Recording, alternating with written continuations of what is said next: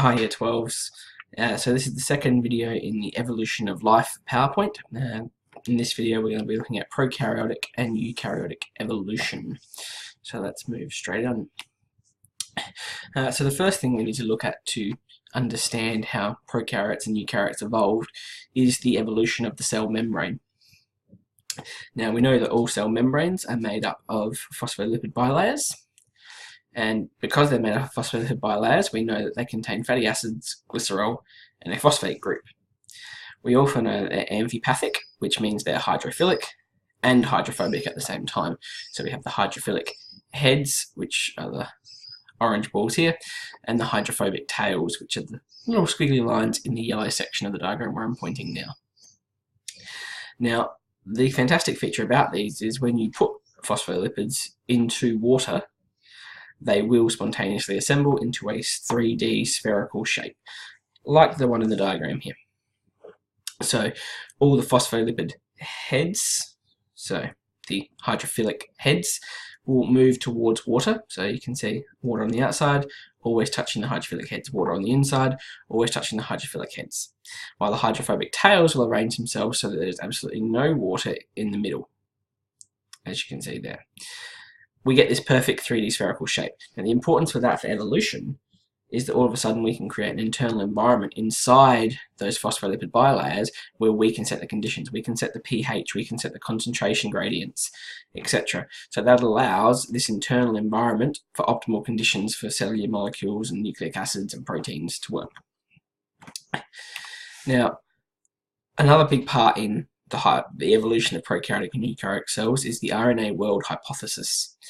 Now, first off, we've looked at RNA before and DNA in the DNA and proteins topic. So we know that RNA can act as both a catalyst for metabolic reactions, as well as it can store and transmit genetic information, which is what we normally know it for.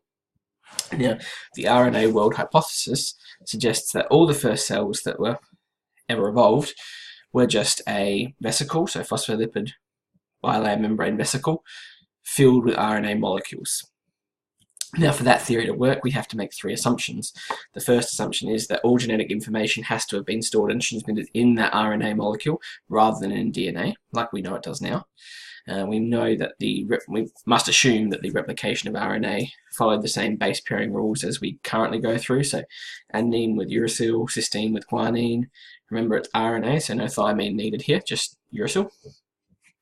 And thirdly, that all metabolic reactions that were happening inside those simple cells inside that vesicle had to be catalyzed by RNA molecules. Now, the first 2 points we can definitely assume because they still are like that to this day. And we don't really talk about it, but so is the third one. And that third step was, or the third assumption, is the one that allowed us to gain belief in this hypothesis. So that point there, that third point that the RNA has to be the catalyst, that's all down to something called ribozymes, which are RNA-made enzymes that catalyze metabolic reactions in cells. So in our current cells, the way they've evolved now, we know of two very important RNA enzymes or ribozymes, and that's RNA polymerase, which we know puts together RNA molecules and builds up RNA molecules, as well as ribosomal RNA, which makes up ribosomes, and consequently puts those bonds together to make polypeptides. Now, they discovered these ribozymes in 1980, which gave all the supporting evidence we needed for us to believe the RNA world hypothesis, therefore knowing that RNA can store genetic material as well as acting as a biological catalyst. And of course, it had to use the same base pairing rules that we've got now.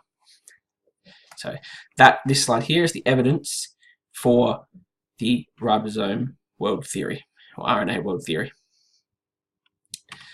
Okay, so prokaryotics before eukaryotics. What we're saying here is that prokaryotic life had to have evolved before eukaryotic life. Now, we know that based on the evidence. So the evidence that we have is the first fossilized bacteria are the earliest evidence of life on Earth, and we found those in rock and sediment samples from Australia, Europe, South Africa, and Antarctica. It's not just one place. We've found multiple fossilized bacteria, and they date back to 3.5 billion years ago, which is our earliest evidence of life on Earth. We can find further evidence of prokaryotics coming first in the stromatolites. We have one in the room, and I'll show you that when we get to that point in class. But what stromatolites do is they form when layers of cyanobacteria trap sediments and eventually fossilize. And again, those stromatolites generally date back from around 3.5 billion years ago. What is cyanobacteria though, and why is that important? Cyanobacteria are photosynthetic microorganisms, and they are what we credit to changing the composition of Earth's atmosphere. Because they're photosynthetic, that means that they're producing oxygen and they're taking carbon dioxide from the atmosphere. So because of cyanobacteria, we're removing carbon dioxide from the atmosphere, putting oxygen in the atmosphere, and the concentration of oxygen in the atmosphere therefore increases. As the oxygen concentration increases, so does the complexity of life, which allows eukaryotes to evolve from that point. So cyanobacteria are a really big point. Just a few more eukaryote fossils and just a picture of one here.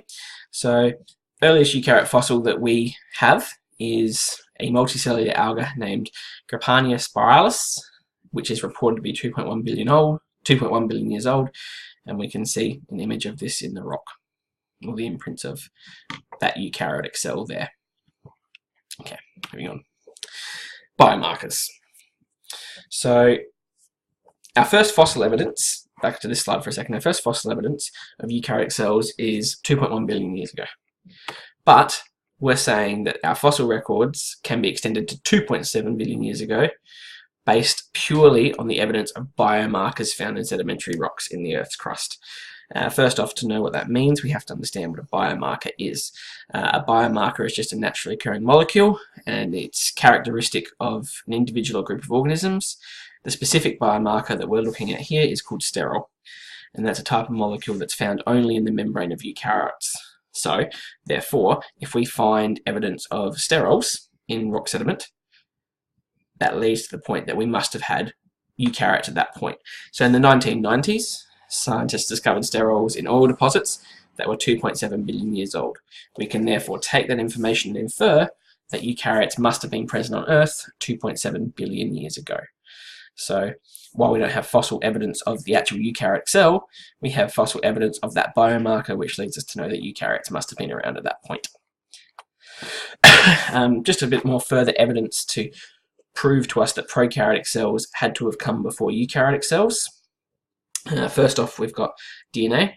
DNA inside eukaryotic cells is a higher level of organisation than DNA in prokaryotic cells. It's much more complex. Remember, in eukaryotes we have multiple chromosomes, generally linear in nature, whereas in prokaryotes we normally have one circular DNA and maybe a plasmid as well. Compartmentalization. Eukaryotic cells have membrane-bound organelles, therefore they have different metabolic processes in different organelles, whereas a prokaryotic cell just has everything happening at once. So looking at that, it looks like eukaryotic cells have become more efficient and therefore more evolved along those lines. And lastly, eukaryotic cells are larger than prokaryotic cells. So these are three things that help us lead to the fact that prokaryotic cells must have been on Earth before eukaryotic cells. One of our big theories, and we've talked about it before in class, is endosymbiotic theory. So endosymbiotic theory is that eukaryotic cells have originated through a prokaryotic cell, a generally large prokaryotic cell, engulfing smaller prokaryotic cells through a process known as endosymbiosis. And now, usually when something like that would happen, the smaller cell would be digested and the contents of that cell would be used for nutrients in the cell itself. What endosymbiotic theory suggests is that maybe those cells weren't digested, but instead utilised to make the prokaryotic cell more efficient. And now we believe that mitochondria and chloroplasts are remnants of smaller prokaryotic cells that were engulfed. So down below we have this diagram down here. So we've got generally a normal prokaryotic cell, and we have an aerobic prokaryote, so a large prokaryotic, small prokaryotic cell.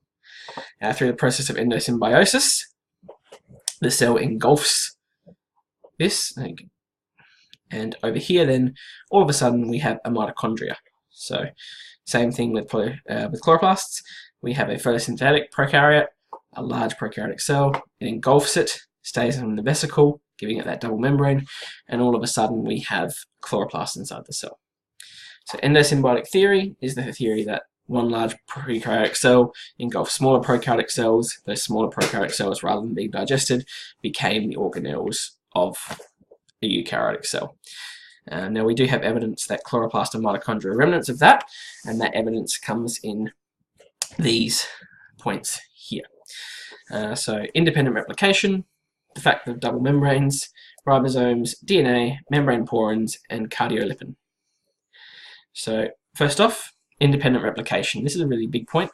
Mitochondria and chloroplasts actually replicate independently of the host cell, and they do so through binary fission. Now, binary fission, we know, is a way of cell division for prokaryotic cells. So they're going through and they're doing prokaryotic cell division to replicate themselves. All the other organelles are recreated through a whole lot of other steps, or split between the cells when mitosis takes place. So this is quite different. Double membrane. Mitochondria and chloroplasts have double membranes. That's structures that are usually only present in prokaryotic cells. Ribosomes. Again, mitochondria and chloroplasts have their own ribosomes, and they're the only organelles that do have their own ribosomes. Those ribosomes are also sometimes turning mRNA into proteins. To help further that point along even further, those ribosomes inside mitochondria and chloroplast are generally the same size as prokaryotic ribosomes. Another big point, mitochondria and chloroplasts have their own singular circular DNA molecule. Again, prokaryotic DNA is single and circular. Eukaryotic DNA is multiple and linear. So again, mitochondria and chloroplasts have basically prokaryotic DNA, and it's different to the rest of the DNA in the cell. Membrane porins. The outer membranes of chloroplasts and mitochondria contain transport proteins called porins. Porins are again only found in prokaryotic cells. And then cardiolipin. The inner mitochondrial membrane contains a lipid named cardiolipin. It's found in the cell membrane of prokaryotes. So over here now we have 6 key points, which leads us to the fact that prokaryotic cells must have been engulfed through endosymbiosis, leading to chloroplasts and mitochondria. And that's, if you ever ask for evidence, these are the 6 points you'd need to be answering.